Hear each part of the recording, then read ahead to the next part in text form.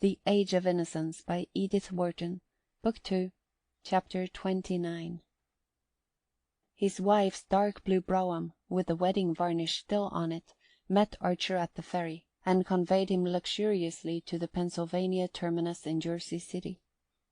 It was a sombre, snowy afternoon, and the gas lamps were lit in the big reverberating station. As he paced the platform waiting for the Washington express, he remembered that there were people who thought there would one day be a tunnel under the Hudson through which the trains of the Pennsylvania Railway would run straight into New York. They were of the brotherhood of visionaries, who likewise predicted the building of ships that would cross the Atlantic in 5 days, the invention of a flying machine, lighting by electricity, telephonic communication without wires, and other Arabian Night marvels.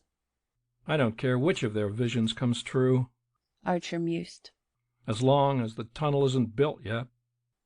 In his senseless schoolboy happiness he pictured Madame Olenska's descent from the train, his discovery of her a long way off among the throngs of meaningless faces, her clinging to his arm as he guided her to the carriage, their slow approach to the wharf among slipping horses, laden carts, vociferating teamsters, and then the startling quiet of the ferry-boat, where they would sit side by side under the snow in the motionless carriage, while the earth seemed to glide away under them, rolling to the other side of the sun.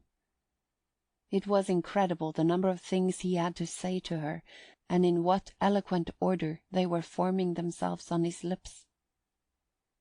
The clanging and groaning of the train came nearer, and it staggered slowly into the station like a prey-laden monster into its lair.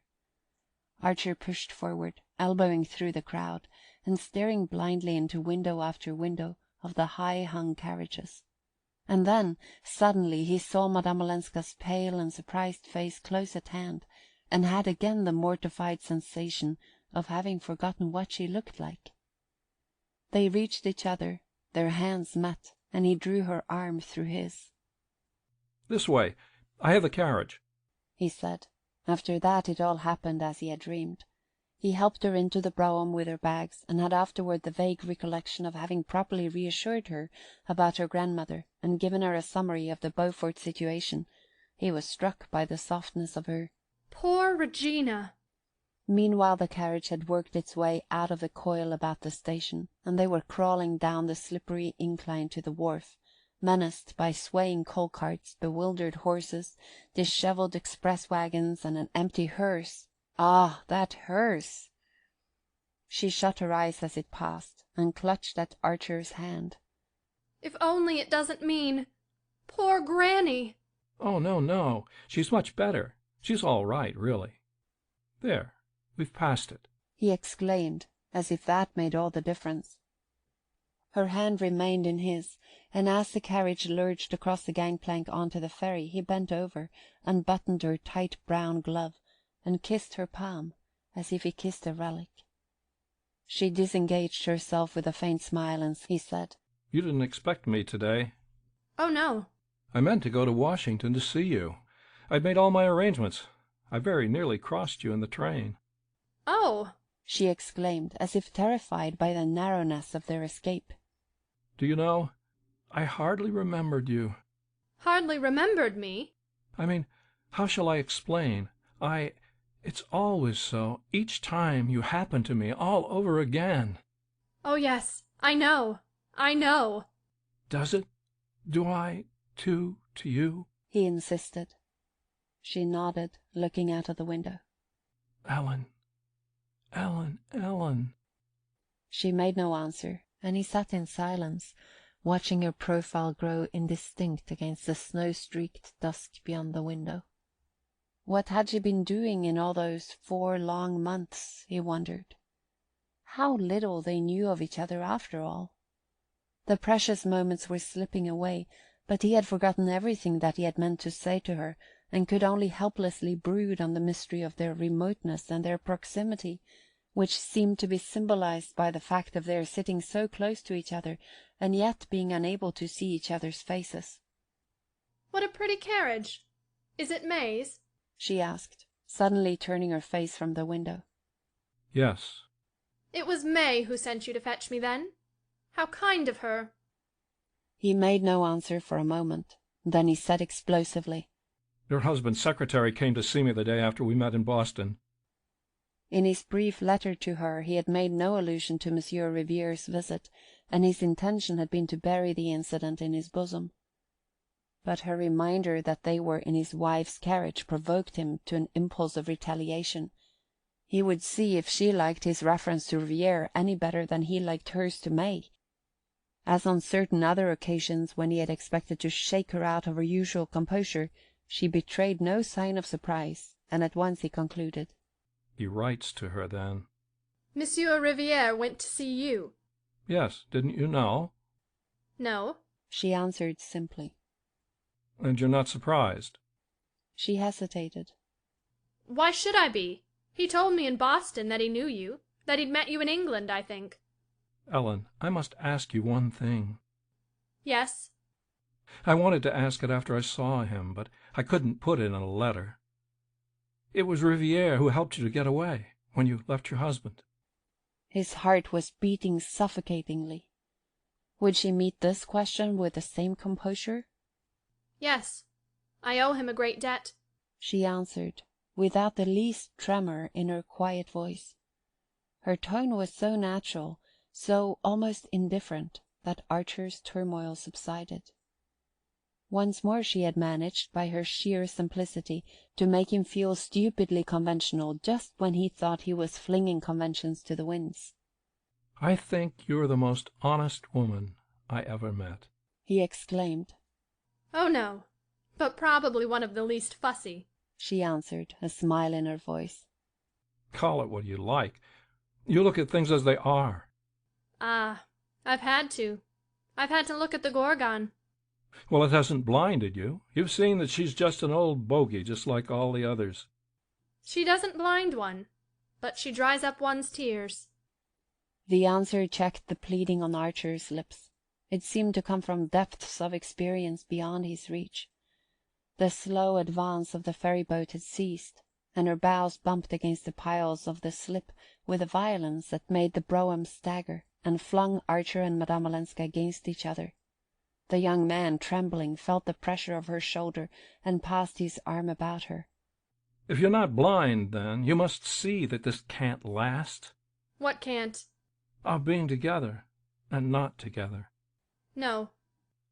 You ought not to have come today, she said in an altered voice, and suddenly she turned, flung her arms about him, and pressed her lips to his. At the same moment the carriage began to move, and a gas lamp at the head of the slip flashed its light into the window. She drew away, and they sat silent and motionless while the brougham struggled through the congestion of carriages about the ferry landing. As they gained the street, Archer began to speak hurriedly.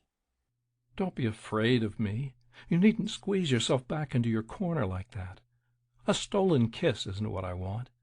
Look, I'm not even trying to touch the sleeve of your jacket. Don't suppose that I don't understand your reasons for not wanting to let this feeling between us dwindle into an ordinary hole-in-corner love affair. I couldn't have spoken like this yesterday, because when we've been apart, and I'm looking forward to seeing you, every thought is burnt up in a great flame.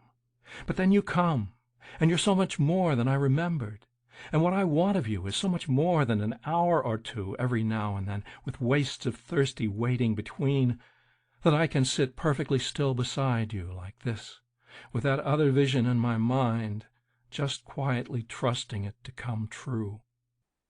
For a moment she made no reply.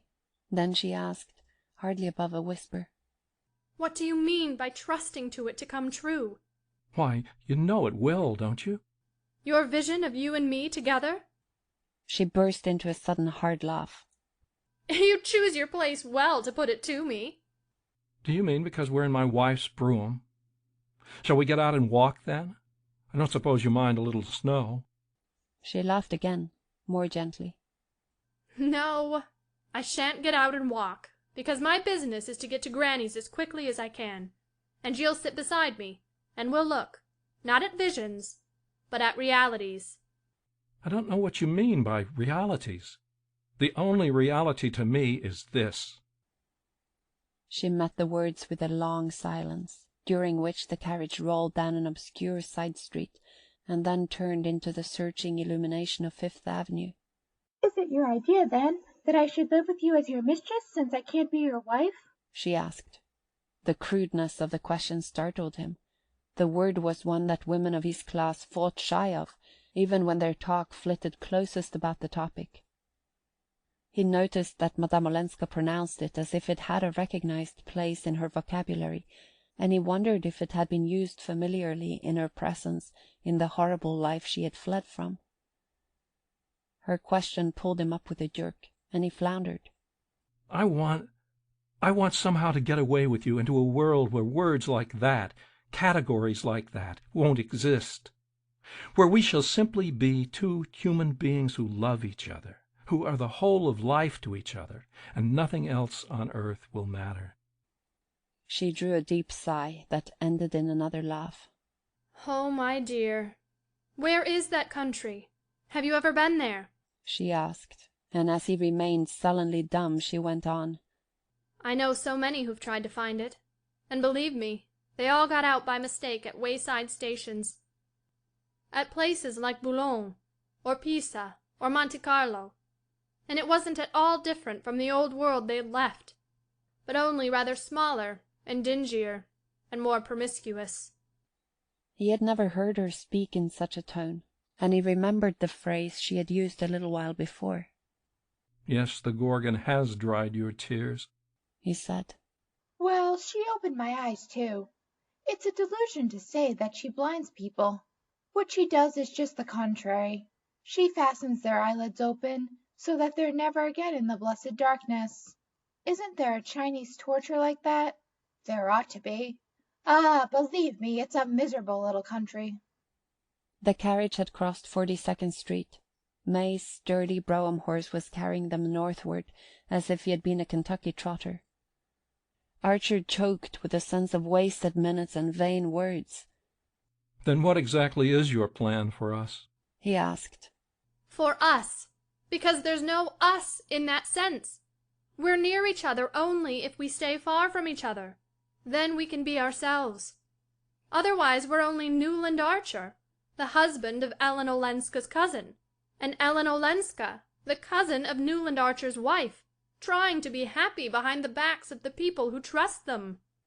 I'm beyond that. He groaned. No, you're not. You've never been beyond.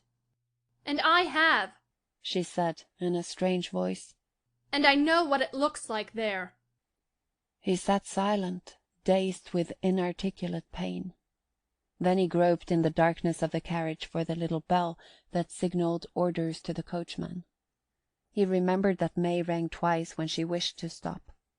He pressed the bell, and the carriage drew up beside the curbstone. Why are we stopping? This is not Granny's, Madame Olenska exclaimed.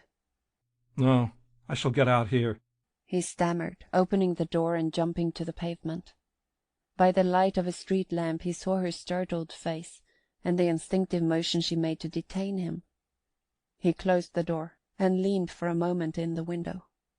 You're right, I ought not to have come today, he said, lowering his voice so that the coachman should not hear. She bent forward, and seemed about to speak, but he had already called out the order to drive on, and the carriage rolled away while he stood on the corner. The snow was over, and a tingling wind had sprung up that lashed his face as he stood gazing. Suddenly he felt something stiff and cold on his lashes, and perceived that he had been crying, and that the wind had frozen his tears. He thrust his hands into his pockets, and walked at a sharp pace down Fifth Avenue to his own house. End of Book 2, Chapter 29 of The Age of Innocence.